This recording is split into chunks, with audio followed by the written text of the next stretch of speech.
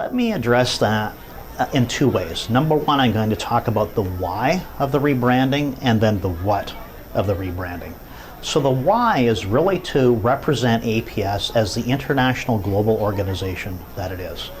Even though we've been delivering effective upset prevention and recovery training for nearly 20 years, this is our 19th year right now, is that it really hasn't been until the last 4 or 5 years that we've really expanded into the global marketplace. Currently, we have 4 locations on 3 continents with the intent of expanding to 2 more locations in the next 2 years. So it's a very exciting time. So it's important in the rebranding that we do that to make sure we represent ourselves as the global organization that we truly are.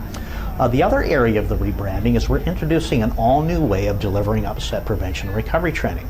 We've adopted the philosophy, which we feel is unique to APS, of base programs and enhancement programs. So what that is the base program is designed for the pilot based on where they are in their experience level, A to Z, student to the 20,000-hour airline captain.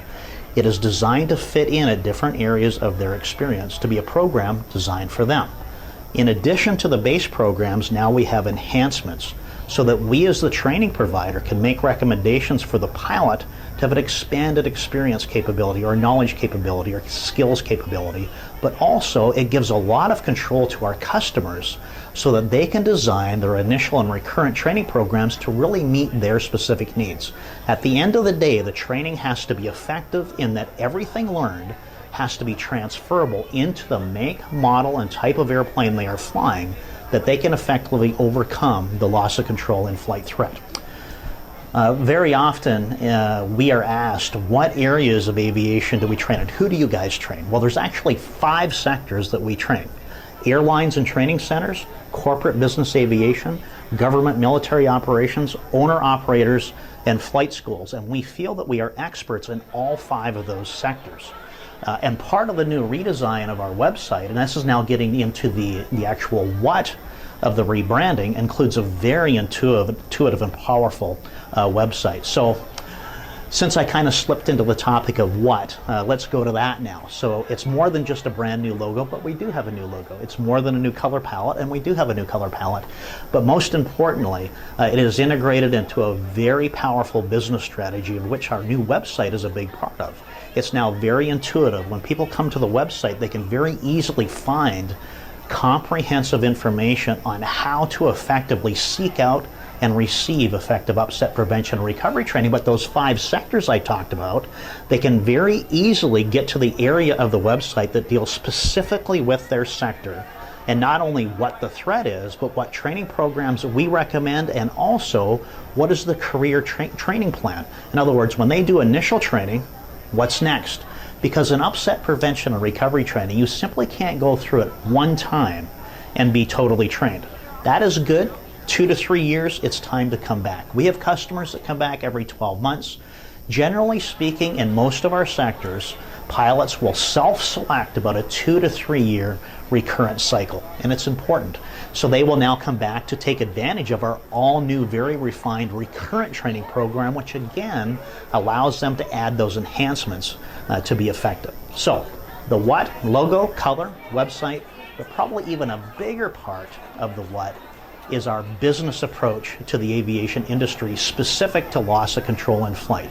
We are now going to be helping the aviation industry make decisions on implementation of the ICAO manual on airplane upset prevention and recovery training, which is truly a global standard, which will be driving the design of upset prevention and recovery training programs for the national aviation authorities around the world. And in fact, the requirements in upset prevention and recovery training, which need to be in place by 2019, affect over 200 countries and states around the world. So it's really an exciting time.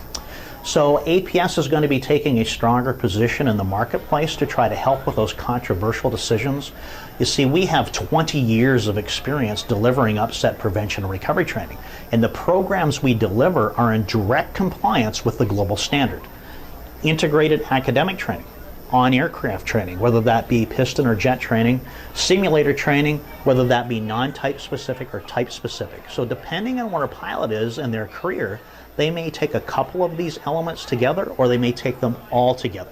In reality, for a professional pilot flying a multi-engine jet, for example, whether that be a business jet or a transport category airplane, they really need all of them. They need preparatory academic distance learning training, instructor-led academic training, on-aircraft training, whether that be piston or jet training, and then integrated non-type specific and type specific simulator training. And APS does all of that, and we do it very well. So the other area is really the most important, and I'm leaving that to last because I think this is what really matters. And very often at the higher level of implementation of a new and exciting training footprint, which is really what this is that sometimes it gets lost about the actual pilot in the airplane, in the cockpit, having to deal with the airplane upset or loss of control. And that's the exciting part for us every single day, is that we have the passion, we have the dedication, and we have the excitement in such a manner that every instructor is very motivated and very interested and very excited about having an opportunity of taking a pilot from really any experience level and giving them a tool set and skill set where they can be effective in their airplane in a variety of scenarios, in a wide diversity of upset loss of control situations, to be able to recognize it, to prevent it, and in the rare instance where recovery is required, to be able to recover from that situation. So it's very exciting. So the what? Logo, website, business strategy.